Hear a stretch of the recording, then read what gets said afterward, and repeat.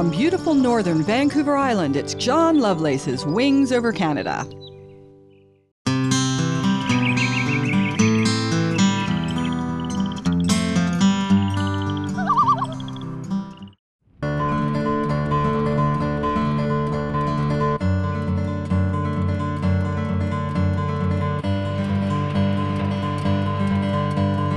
Aviators, private pilots, aficionados of airplanes, they always have a list of things that they want to do. AirVenture at Oshkosh, Sun and Fun in Florida, the Smithsonian, the National Aerospace Museum in Ottawa. Well, today we're going to be adding one to your list. You're all going to want to come and see the Reynolds Alberta Museum in Wetaskawin, Alberta. There's artifacts here that you won't find anywhere else. It's a collection that is world class, and it was all started by one man, Stan Reynolds, and we can't wait for you to see it today. So as soon as we get in the door, right above the desk is an airplane. It's a 1918 Curtiss Canuck. This is the very first commercial aircraft in Alberta. It was bought by an individual, donated to the city of Edmonton, and then it was leased back to Wap May and his brother to deliver Edmonton journals all over the province. The seeds of inspiration for what ended up being this amazing museum is right above my head. Ted Reynolds, the father of Stan, built this home-built aircraft in 1919. It was made from found materials, designed by himself. It's got a Ford Model T engine to power it, and he first flew it in 1919 and flew it occasionally until 1922. Well, I promised you some wacky machines, and this one really takes the cake. It's a one-off built by a fellow who figured it would be easier to walk through Muskeg with a tractor than try to roll over it. We're going across the way to the aircraft exhibit at the Reynolds Alberta Museum to check out what they've got there.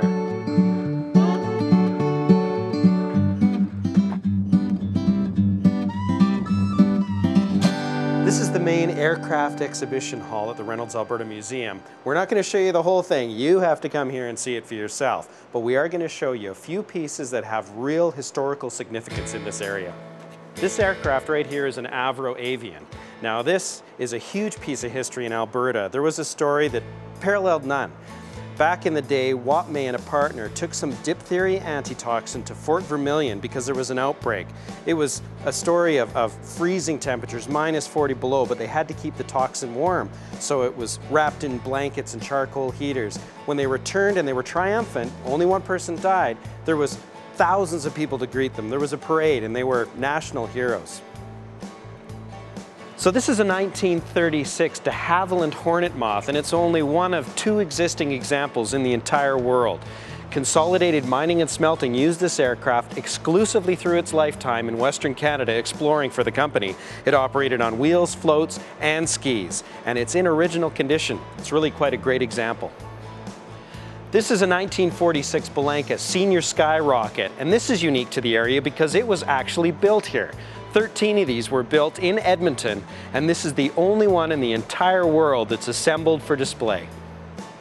This is a real showstopper airplane. This is the famous Hawker Hurricane. This particular one was built in Fort William, Ontario at the Canadian Car and Foundry. It's also powered by the famous V12 Merlin engine.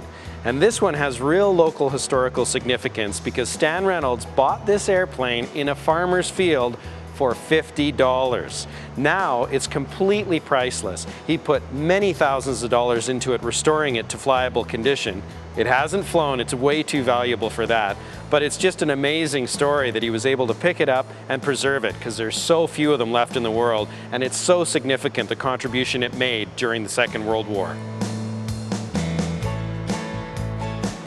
This aircraft hanging right here is a replica of a Silver Dart. And the Silver Dart was the very first heavier-than-air powered aircraft to fly in Canada in 1909. Well, coming up in 2009, Wings Over Canada is going to be leading an expedition of 100 aircraft back to the birthplace of flight in Canada, Baddeck, Nova Scotia. So this is a shared space. We've got aircraft from the Reynolds Alberta Museum, but all the way around the outside and upstairs, there's panels commemorating men, women, and groups that have made contribution to the aviation history in Canada. It's well worth a visit. Everybody's here. It's incredible. Except for me and John Lovelace.